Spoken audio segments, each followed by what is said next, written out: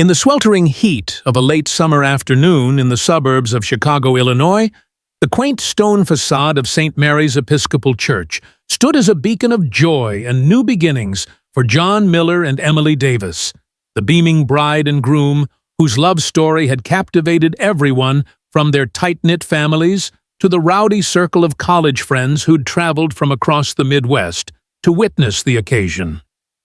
John, at 29, was the epitome of Midwestern reliability. A tall, broad-shouldered banker with a neatly trimmed beard and wire-rimmed glasses that gave him the look of a man who'd already mapped out his entire life in a series of color-coded spreadsheets.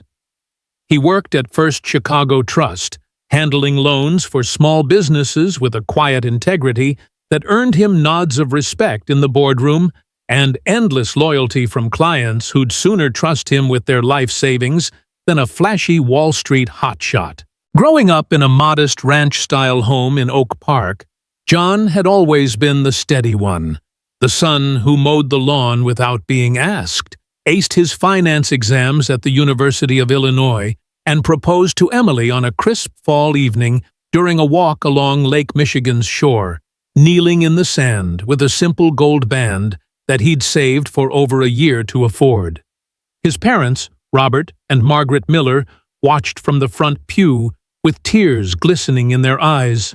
Robert, a retired auto mechanic with calloused hands and a gravelly voice from years of shouting over engine roars, clutching his wife's arm as if anchoring himself against the flood of emotions. Margaret, a part-time librarian whose soft-spoken wisdom had guided John through every heartbreak and triumph, dabbing at her cheeks with a lace handkerchief passed down from her own wedding day. John's younger sister Lisa sat beside them, her toddler son fidgeting in her lap, whispering excitedly about Uncle Johnny's big party, while snapping photos on her bulky, early digital camera, the kind that whirred like a spaceship taking off. Emily Davis, 27 and radiant, in a floor-length ivory gown with delicate lace sleeves that she'd sewn herself over countless late nights, embodied the kind of warmth that made strangers feel like old friends. As a third-grade teacher at Lincoln Elementary in Evanston, she poured her soul into finger-painting sessions and story-time circles, her classroom a riot of color and chaos, where kids with tough home lives found a safe harbor in her gentle encouragement and infectious laugh. Emily's perfectionist streak had shone through in the wedding planning. She'd agonized over every detail, from the wildflower centerpieces sourced from a local farm to the handwritten place cards etched with quotes from their favorite Jane Austen novels, her notebook filled with checklists that rivaled John's banking ledgers. Yet beneath that meticulous exterior lay a vulnerability born of a childhood marked by her parents' messy divorce. Her father, Harold Davis, a jovial hardware store owner from the South Side, with a belly laugh that echoed like thunder, had shown up early to the church, his bow tie slightly askew, determined to walk his daughter down the aisle with the pride of a man making up for lost time. Her mother, Susan, elegant in a pale blue sheath dress, sat in the second row with Emily's older brother, Tom, a burly firefighter whose stoic facade cracked only when he caught sight of his little sister, gliding down the aisle, bouquet of sunflowers trembling slightly in her hands.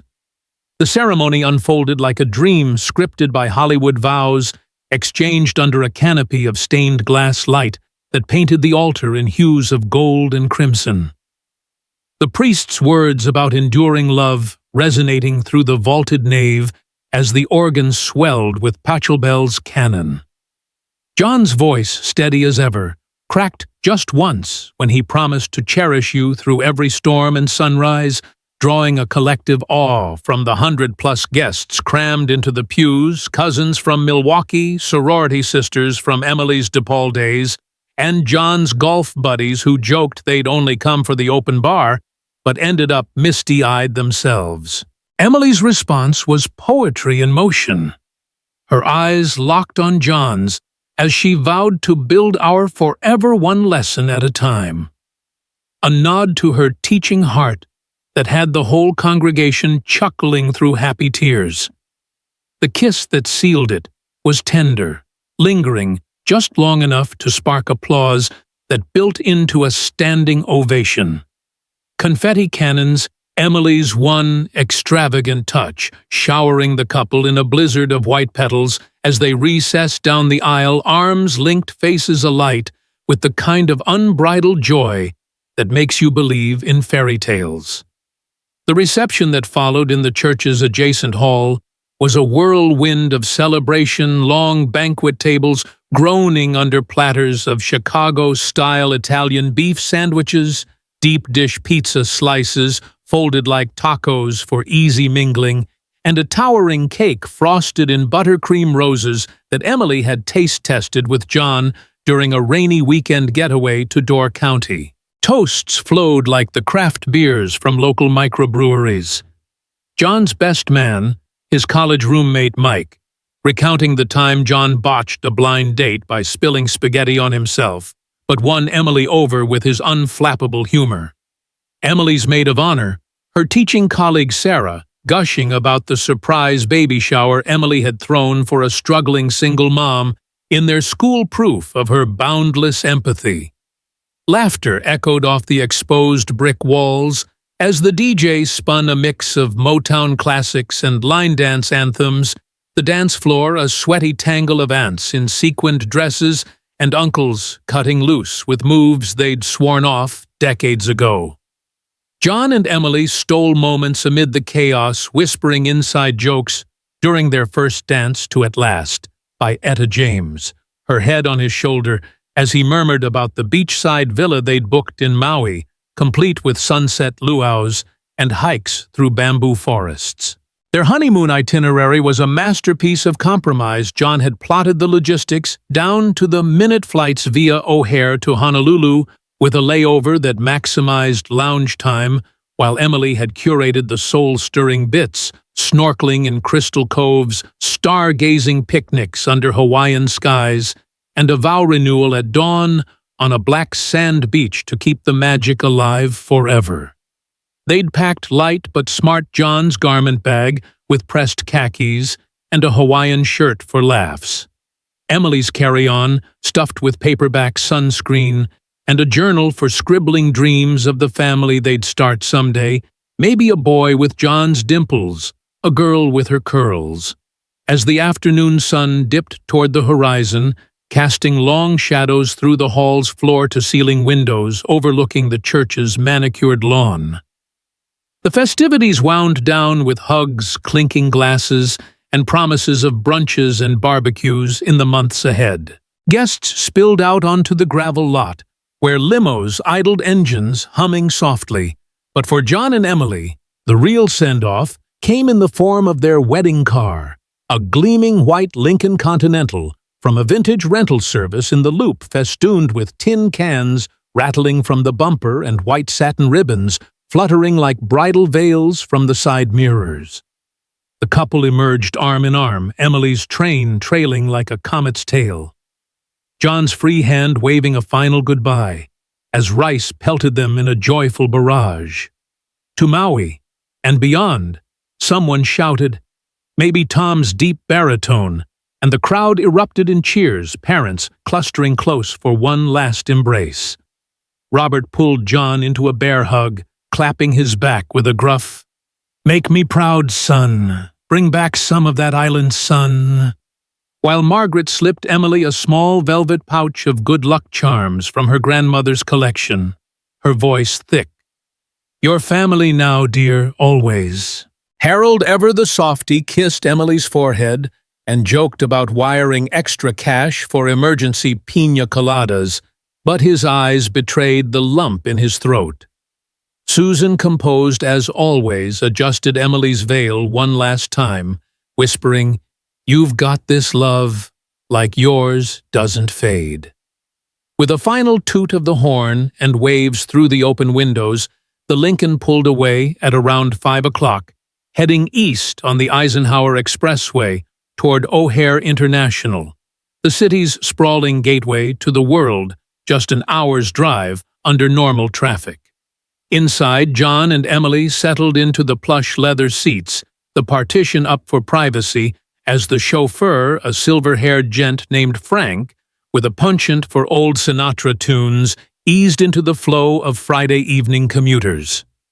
Emily leaned her head on John's shoulder, giggling about Aunt Rita's infamous dance moves, while he traced lazy circles on her knee, recounting how he'd nearly fainted during the vows from sheer happiness. Their cell phones, John's forgotten in his rush that morning, tucked innocently on his nightstand back in their new Evanston apartment, Emily's buzzing faintly in her clutch, with a full battery and a string of congratulatory texts were the last links to the world they'd soon leave behind. The plan was foolproof. Arrive by 6:30, for check-in board the 8 o'clock red-eye to Honolulu, wake to paradise. As the skyline's jagged teeth rose in the distance, the city lights flickering to life like fireflies, no one could have foreseen the silence that would swallow them whole. Back at the reception hall, the families lingered over coffee and cleanup, buzzing with post-wedding glow. Robert and Harold, bonding over war stories from their Navy days, Margaret and Susan swapping recipes for the couple's first holiday meal as husband and wife. But as 6 o'clock ticked by, a subtle unease crept in. The Davises and Millers piled into a caravan of sedans racing to O'Hare, with coolers of leftovers and signs scrawled with "Just Married" in glitter glue, determined to wave them off at the gate like a scene from a rom-com. The drive was a pressure cooker of chatter, masking growing jitters. Traffic on the Kennedy Expressway, thicker than expected, horns blaring like impatient geese. But they arrived by 6:45, hearts pounding with anticipation, scanning the throngs of travelers for that familiar white ribbon peeking from a taxi, or the sight of John's lanky frame towing a roller bag. Minutes stretched into an agonizing half-hour. Susan dialed Emily's cell first, the ringtone echoing unanswered in the void voicemail kicking in, with Emily's cheerful greeting about leaving you a message after the beep. Hope it's full of aloha. Harold tried next, then Robert. Each call met with the same sterile disconnect.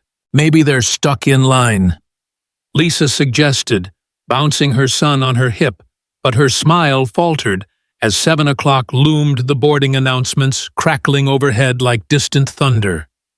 By 7:30, with check-in deadlines looming and no sign of the couple, panic edged in Tom, pacing the terminal like a caged lion. Margaret wringing her hands as she cornered an airline rep who shook her head over a passenger manifest. No Millers, no Davises, no reservations pulled up under their names. It turned out John had booked a package tour through a travel agent, tickets to be issued at the counter, but in the frenzy, that detail had slipped minds. 8 o'clock came and went, the flight to Honolulu, taxiing away without them, leaving the families adrift in a sea of fluorescent lights and echoing footsteps. Desperation mounted. Calls to friends, to the rental company. Frank, the chauffeur's log, showed drop-off at the departure's curb, right on time, no detours, no drama, and still radio silence. By 9, with the airport's bustle fading into night shift quiet, Robert took charge, his mechanic's resolve kicking in. We go to the cops now. The O'Hare substation was a sterile box of buzzing fluorescents and overworked officers, the desk sergeant, a weary vet named Kowalski, with a mustache like a broom bristle, explaining the drill for missing adults. Wait 24 hours, no presumption of foul play without evidence. Kids elope all the time. Change plans, give it till morning, he drawled, but his eyes softened at the raw plea in Susan's voice, handing over a notepad for details anyway. The families trudged back to their cars under sodium vapor lamps. The summer air now clammy with dread, exchanging numb goodnights at a roadside diner where coffee went untouched and silverware clinked like accusations. That night sleep was a cruel tease, John's empty apartment in Evanston Keys still on the hook. his forgotten phone blinking with missed calls. Emily's childhood bedroom in her mom's Hyde Park bungalow, the wedding dress laid out like a ghost on the bed. Dawn broke gray and unforgiving, the clock striking 9 when they reconvened at the precinct, forms filled in triplicate descriptions etched in ink. John 6'1", brown hair, last seen in a charcoal tux with cummerbund. Emily, 5'5", auburn waves pinned with fresh orchids, her gown's hem sporting a faint grass stain from garden photos. Detective Michael Harris, a grizzled 45-year-old with a Chicago PD badge burnished from 2 decades of chases through alleyways and interrogations in windowless rooms, caught the case on rotation, his rumpled trench coat and perpetual 5 o'clock shadow, belying a mind sharp as a switchblade. Over stale precinct coffee, he grilled them gently. Any enemies, debts, jitters about the marriage. The answers came swift and sorrowful. No, no, and a resounding never.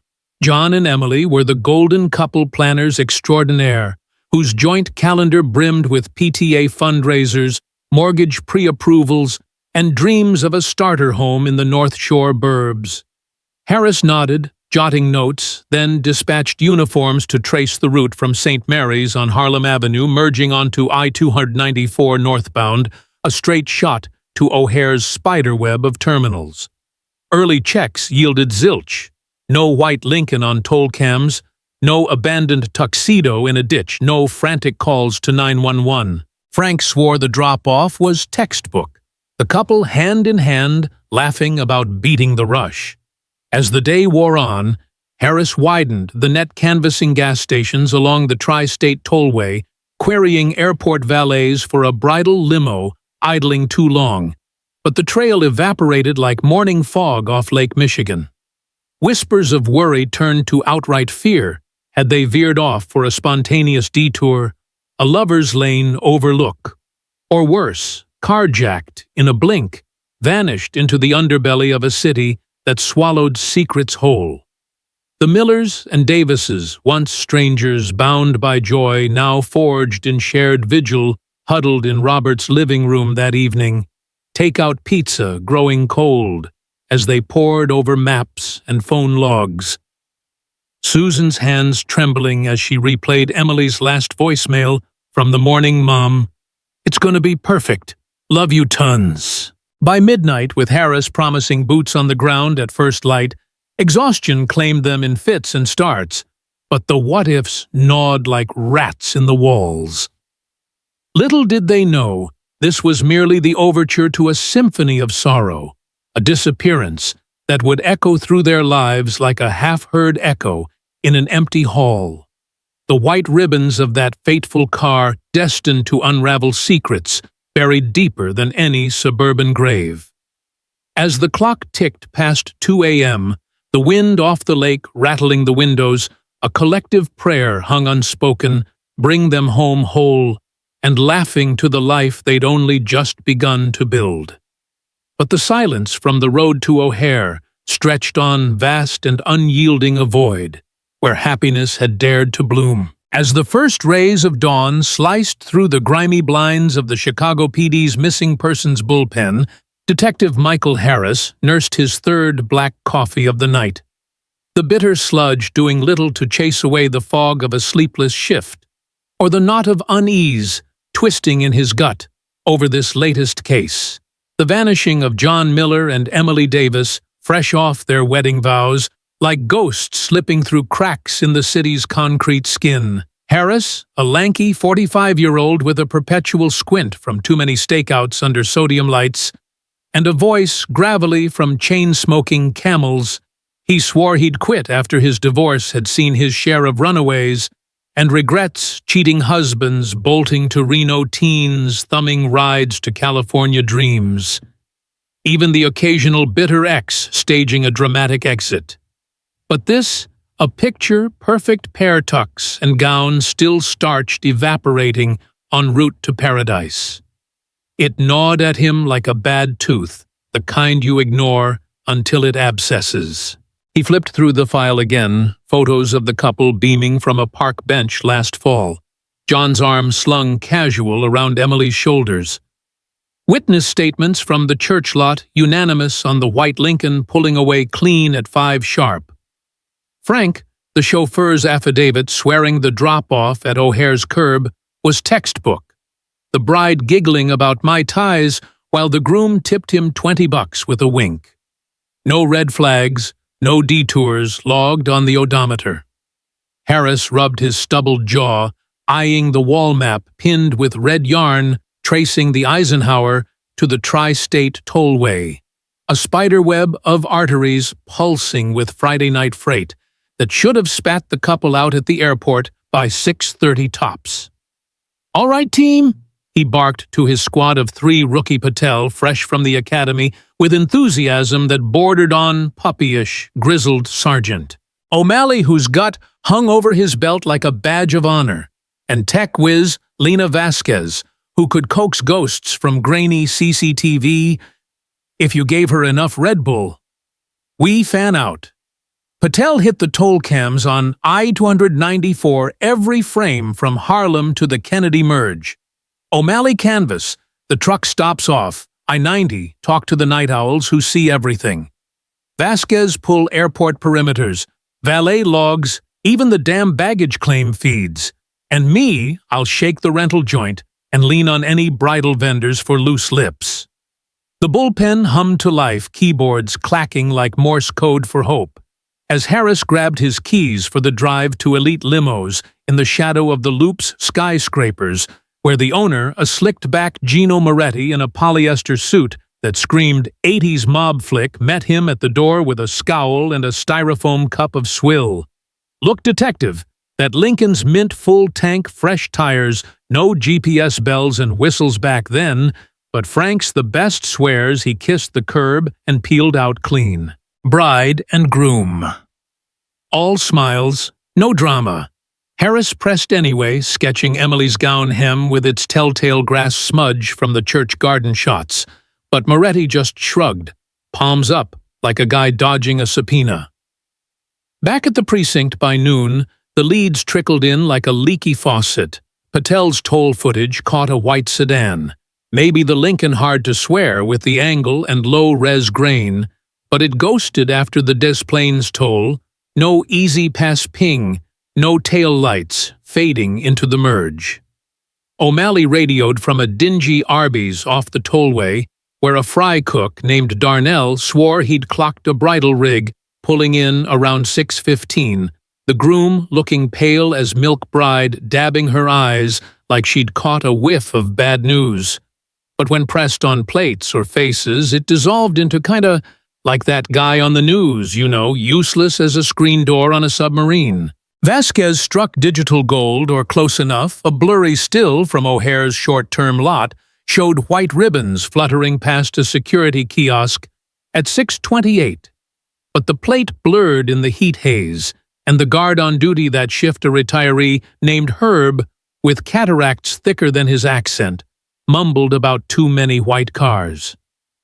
"Detective, it's wedding season." Harris slammed his desk drawer, the jolt scattering paperclips like shrapnel. This wasn't adding up, not for a couple whose fridge calendar back in Evanston was etched with color-coded blocks for Beach BBQ, Willarser Fam, and First Mortgage MTG, their lives, a straight arrow blueprint with no room for vanishing acts. By evening, the families reconvened in a stuffy conference room that smelled of burnt Folgers and regret. Robert Miller's knuckles, white on his thermos, Harold Davis pacing like a penned bull. Susan clutching Emily's forgotten bouquet, sunflowers wilted to droop like accusations. "What have you got?" Robert growled, his mechanic's hands itching for a wrench to fix this mess. But Harris laid it out, plain fragments, not facts. No wreck on the wires, no credit card blips, no frantic 911 from a payphone. Could be a flat, a detour for pics at the Bean Kids Get Romantic Lose track. But Susan's eyes, red-rimmed from nights blurring into days, flashed fire. John doesn't lose track. He color codes his socks. And Emily. She'd call if the world ended. The room thickened with silence, broken only by Lisa's soft sob, her toddler mercifully napping in the hall with a uniform baby sitting. Harris promised more Boots flyers up in every diner from Oak Park to Rosemont, tip lines manned round the clock. But as they filed out into the muggy dusk, the weight of it settled like lead. This was day 2, and the trail was colder than a Windy City winter. Word spread like wildfire through the North Side grapevine, church ladies dialing busy signals. Emily's PTA moms flooding the tip line with, "I think I saw her at Jewel Osco." But the real storm hit when Channel 5's Evening News aired the first segment, Newlyweds Vanish en route to honeymoon foul play or flight of fancy. Anchorwoman Carla Ruiz, all sharp bob and sharper questions panned over wedding candidates, the church steeple looming like a sentinel, her voiceover dripping urgency. John and Emily Miller, Davis, the golden couple of the Gold Coast last seen in a white Lincoln bound for O'Hare. Police urge tips, but sources whisper of jitters. Did cold feet turn to cold trail? The switchboard lit up like Christmas calls, pouring in from as far as Peoria. A cabbie swearing he ferried a teary bride from a motel off Cicero at 7 sharp plate matching the rental. A bartender at a dive near Midway claiming the groom bellied up for whiskeys, muttering about backing out before it's too late. Even a psychic from Wrigleyville cold calling with visions of ripples in the lake, chains dragging deep. Harris fielded them all, his voice, a monotone shield against the frenzy, dispatching O'Malley to debunk the cabbie wrong. Plate wrong night, while Vasquez cross-checked the bartender's log. No tab, no trace, just a regular nursing buds over Cubs highlights. The psychic. A polite hang-up and a note to flag for fraud. But one call stuck like burrs, a trucker hauling produce on, I-90 voice crackling over static, claiming he'd tailgated the bridal beast around 6:40 white ribbons, whipping like surrender flags before it veered sharp onto a service ramp near Schiller Park, heading west, not north, to the airport. Looked like they were arguing, man, her hands waving him, gripping the wheel, white-knuckled. Then poof, gone off the grid. Harris lit a Camel, despite the no-smoking sign, inhaling deep as he dispatched Patel to the ramp. Skid marks, debris, nada. Just oil slicks from semis and candy wrappers tumbling in the wind. The media circus, swelled vans idling outside the Miller's Oak Park, split-level mics thrust at Margaret as she unloaded groceries, her voice a whisper crack. "They were so happy. Please just bring our babies home." Harold took to the airwaves on WGN radio, his hardware drawl pleading for miracles, while Tom Davis, the firefighter brother, organized volunteer searches along the Des Plaines River waders, splashing through cattails under floodlights, golden retrievers sniffing for scents gone stale. Weeks blurred into a grind, flyers plastered on every CTA pole, from the Loop to Evanston reward bumping to 10 grand from pooled family savings and church collections. Psychics and tipsters morphing into nuisances, one medium even staging a séance in the church basement that ended in spilled Chianti and awkward apologies. Harris's team burned midnight oil, Vasquez hacking archived DOT feeds for anomalies, a white blur on a grainy cam near Bensonville at 7:02 time-stamped but tailless, while O'Malley grilled bridal registries for disgruntled exes turning up zilch, but a college flame of John's who laughed it off over IPAs. That boy's too square for drama, probably eloped to Vegas for round 2. The families splintered under the strain, Robert retreating to his garage, wrenching on a 72 Chevy that wouldn't start, muttering curses at Shadows. Susan curating a scrapbook of clues, Press clippings, voicemails, transcribed like scripture, her nights haunted by dreams of Emily's laugh, echoing from fog-shrouded runways. Harold threw himself into store inventory, stacking nails like armor, while Margaret hosted prayer circles that devolved into gripe sessions about those vulture reporters circling like crows. Lisa, the sister, juggled daycare drop-offs with hotline shifts, her optimism fraying at edges. Maybe they're sipping Mai Tais. Phone's dead right. But the silence screamed louder. John's forgotten cell gathering dust on his nightstand. Emily's last text, a heart emoji to her mom, frozen in ether. By month's end, the leads ossified the trucker's veer, chalked to a merge mirage, the airport blur a rental from a Milwaukee mitzvah. Harris stared at the board red yarn tangled like veins, his gut whispering volumes. The evidence wouldn't. This wasn't jitters or joyrides. Something sinister had snared them mid-stride, a predator in the pulse of the expressway.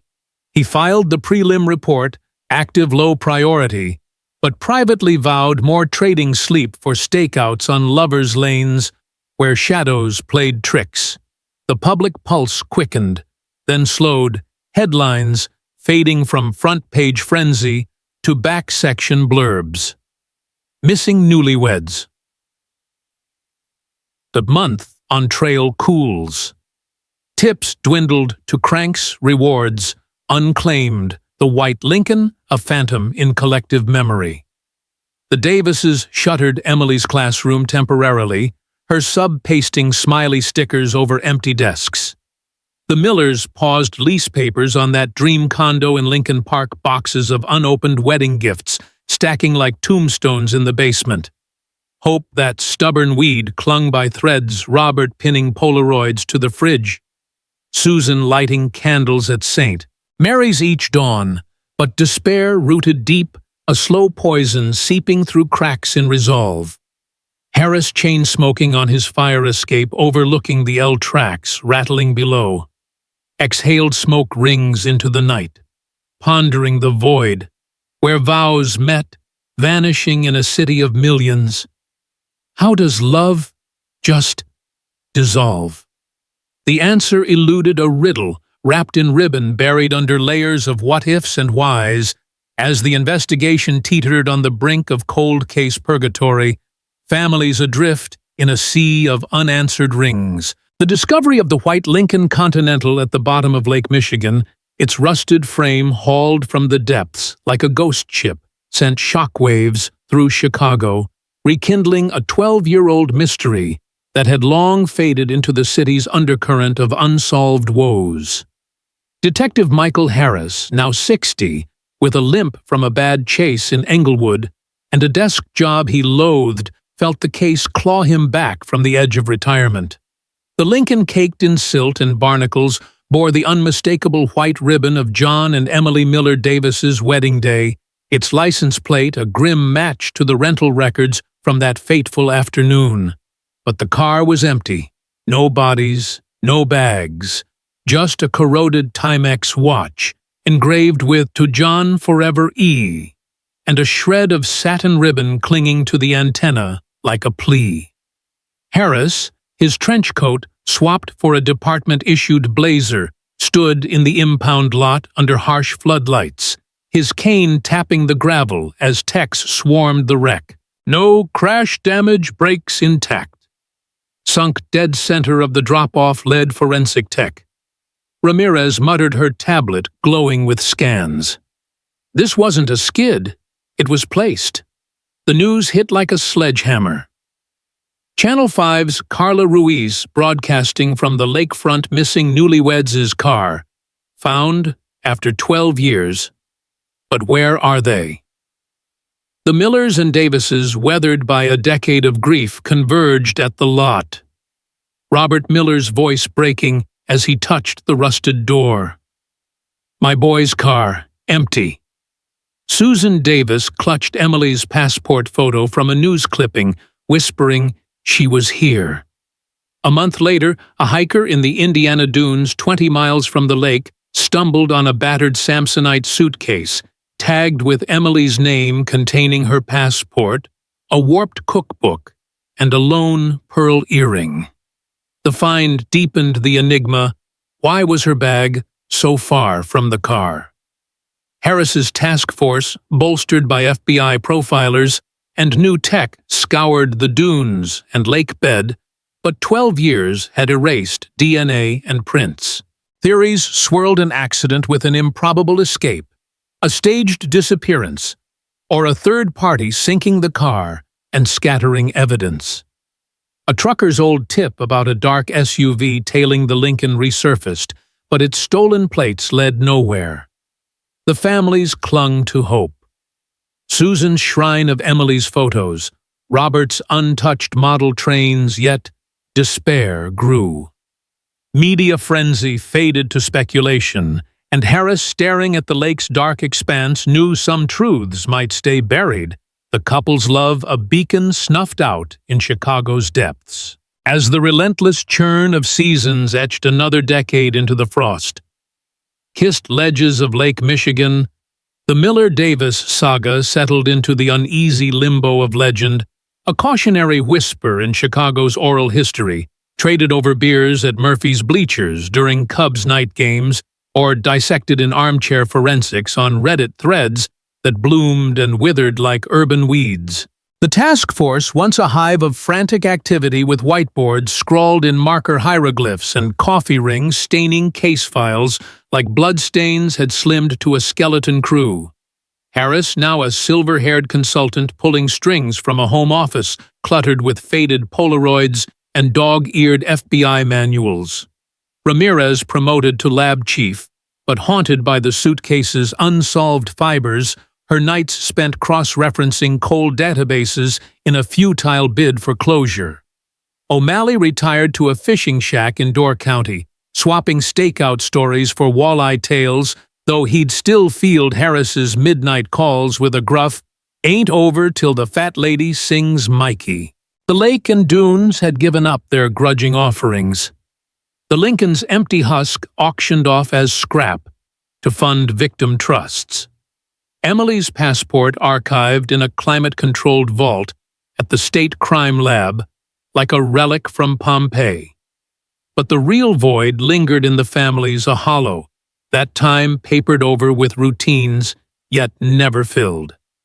Robert Miller, pushing 70 with a stoop from years bent over engines and unanswered prayers, had traded his wrench set for a volunteer gig at the Oak Park Historical Society, restoring antique autos in a climate-controlled barn, where the ghosts of V8s drowned out the echo of his son's unspoken dreams.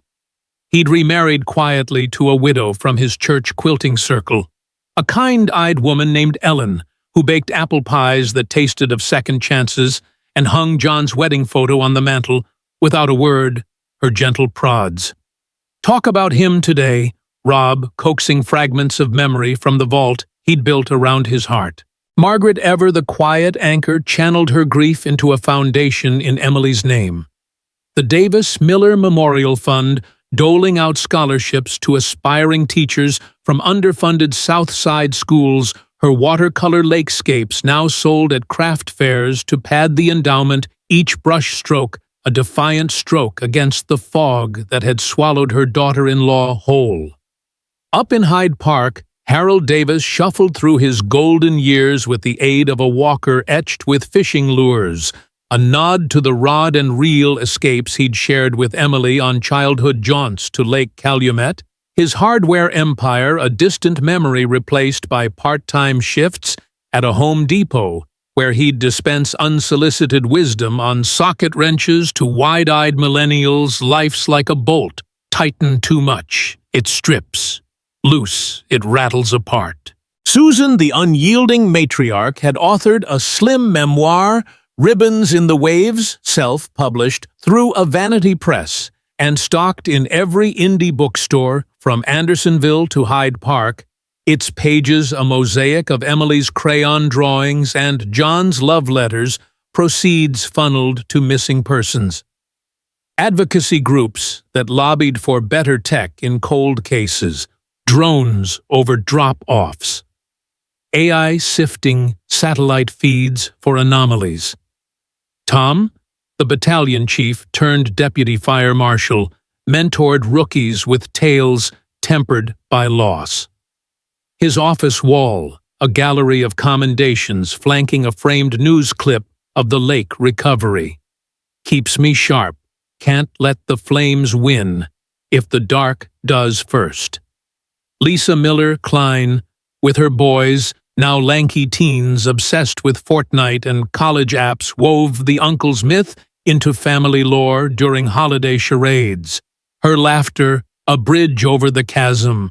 Remember Uncle John's epic fail at the cha-cha? He'd trip over his own feet for Aunt Em. Yet beneath the scar tissue fissures ran deep. Thanksgivings, where toasts to absent friends hung heavy as lead birthdays marked with helium balloons released at the lakefront, their strings trailing like unanswered pleas into the slate-gray sky. The case rechristened the Ribbon Enigma. In true crime circles resurfaced sporadically like a persistent floater, a 2015 Dateline special Vanished Vows, with reenactments starring earnest actors in ill-fitting tuxes probing the trucker's SUV shadow with dramatic slow-mo and expert shrinks opining on dissociative flight, as if psychology could map the uncharted. A 2020 podcast binge Midwest Mysteries hosted by a gravel-voiced ex-cop from Joliet who chased the third-party angle to a dead end in Gary Chop. Chop's unearthing a low-life joyrider who'd boosted plates that night but swore on his mother's grave. Ain't me man white bridal ride. Too fancy for my taste. Harris guested on both his voice, a rumble over static. Evidence says egress, car dumped. Deliberate bag ditched miles off. But no bodies, no ransom, no pings from paradise. It's a knot Gordian couldn't cut. Profilers circled the drain of hypotheticals, their reports a buffet of maybes, the voluntary vanishing bolstered by Emily's pre-wedding jitters, confided to her maid of honor over mimosas, what if forever's too forever, painting a portrait of cold feet crystallized into a pact, the couple staging the plunge for new lives in the Pacific Northwest IDs forged in some Reno back room. But Interpol's net dragged empty, no whispers of a banker turned barista or teacher turned tour guide in witness protections from Seattle to Spokane. The accidental abyss held water too. Swerve on a rain-slicked ramp, impact, stunning them into the drink. Emily snatching her bag in blind panic as they surfaced, staggering inland only to succumb to hypothermia in the dunes' chill embrace. Yet, cadaver dogs scented nothing but fox scat in those thickets, and ER logs from that era showed no John Doe frostbite cases matching their builds. The criminal current loomed largest a riptide of malice, opportunistic snatch by expressway wolves, the SUV a shadow from a grudge long buried. Maybe John's loan shark client soured on a default, or Emily's ex from DePaul nursing a stalker flame, but polygraphs on peripherals rang clean and the chop shop plates traced to a joyride, joy that fizzled without felony fruit. Harris poring over timelines in his lazy-boy under the flicker of a Bears game muted on the tube etched the unspool in his battered notebook. 5:05 church exit, 6:28 airport, Phantom 742. Watch halt, 97 minutes of midnight, where love met the abyss. A black box sealed by entropy. No smoking gun emerged. No deus ex machina in the form of a deathbed confession or anonymous Dropbox drop. The feds bowed out when budgets bit, citing insufficient predicate for escalation, leaving the file to molder in digital limbo, flagged for AI alerts that scanned obits and alias hits like a digital bloodhound on a cold scent. The families forged in the crucible evolved into quiet activists, Robert testifying before state Senate hearings on presumptive death reforms, his mechanic's drawl cutting through legalese. 12 years ain't closure. It's a sentence. Susan keynoted at missing persons vigils, her voice steady, as Lake Superior Emily taught me resilience one lesson at a time. We honor by holding on. Holiday cards circulated between the clans, a ritual of resilience with enclosures of grandkid pics and garden updates. The in-memory gloss fading to with love as Ellen's pies and Susan's lemon bars bridged the generational gulf. Yet, in unguarded moments, the ache resurfaced. Robert, pausing mid-wrench on a '57 Chevy, eyes glazing at a ribboned grill. Susan thumbing Emily's passport facsimile, tracing the smile that mirrored her own. Harris fishing off Navy Pier with a thermos of Irish whiskey, laced cocoa cast lines into the same waters that had coughed up the car, muttering to the gulls. "You took 'em, but not the why. Tease like that, eh?" The case's legacy rippled outward, a pebble in the pond of public conscience, op-eds in the Sun-Times decrying the tyranny of time on evidence, spurring grants for retroactive DNA kits in stalled files. School assemblies in Evanston, where Lincoln Elementary kids penned essays on what I'd do if I were a detective. Their crayon timelines a balm for the sub who'd replaced Emily. It underscored the fragility of the everyday, the vow exchanged under stained glass, one breath from oblivion. The expressway merge, a portal to perdition, reminding a city of reinvention that some reinventions are involuntary, scripted by shadows unseen. In the end, without verdicts or vindication, the Millers and Davises chose commemoration over capitulation, their shared vigils at the lakefront, a liturgy of lit candles and loose anecdotes. John's golf swing that hooked like a bad lie. Emily's knack for turning cafeteria slop into gourmet. Harris penned a slim volume, Echoes on the Eisenhower Self, pubbed for the families. Its epilogue. A quiet manifesto. Truth's a stubborn bastard, hides in the weeds, waits for the right boot. Till then, we live the questions, honor the vanished, with every dawn unchased. As the current date, stamped September 14th, 2025, marked another solstice without solace, the ribbon enigma endured, not as open wound, but scar tissue, strong, a testament to love's stubborn swim against the tide. Chicago, that gritty phoenix of lake and steel, carried them forward in the hum of I-294 semis, the flutter of white veils at summer nuptials, the unyielding blue that birthed and buried secrets alike. John and Emily, frozen in that final frame of laughter, remained the city's unspoken vow to cherish fiercely, for tomorrows are borrowed and some roads loop eternal into the unknown.